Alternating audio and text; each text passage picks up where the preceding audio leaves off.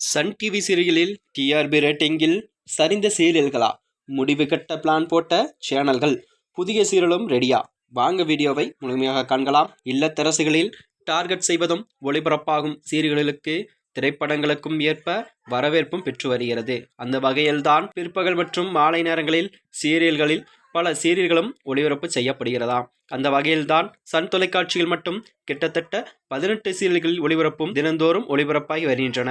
மாலையில் வரும் தொடர்கள் தான் டிஆர்பி ரேட்டிங்கில் அதிக ரேட்டிங்கில் பெற்றும் வருகிறதாம். அந்த வகையில் சன் தொலைக்காட்சிகள் ஒரு சீரியல் முடியப் போகிறது என்று சொன்னால் அதற்கு மாற்றாக புதிய சீரியல்கள் ரெடியாகவே இருக்கும் என்றும் கூறப்பட்டு வருகிறது.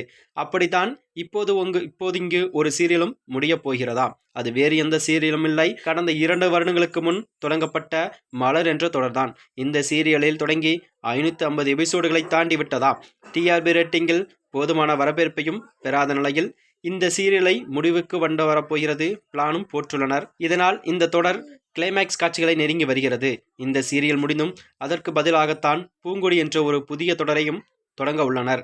இதற்கான ப்ரோமோ வெளியீடு வீடியோ ஒன்று வெளியாகி வைரலாகி பரவி வருகிறது. அந்த வகையில்தான் அந்த ப்ரோமோவில் வீட்டில் பெண் பிள்ளைகள் படிக்க மற்றும் தெரிவிக்கும் பெற்றோர்களும் பெண் குழந்தைகளுக்கு இடையிலான பாசப்பிணைப்பையும் இந்த தொடர் எடுத்து காட்டும் என்றும் அதில் கூறப்பட்டுகிறது. இந்த சீரியல்களில் ஸ்வேதா லீடு ரோலில் நடிக்கிறார். அவர் இதற்கு முன்னதாக பூவா தலையா என்ற சீரியலில் இளமதி என்ற ரோலிலும் நடித்திருக்கிறார் என்றும் கூறப்படுகிறது. மேலும் பாண்டியாக நடித்தவர்தான் இந்த சீரியலில் ஹீரோவாகவும் நடிக்கிறார் என்பது குறிப்பிடத்தக்கது.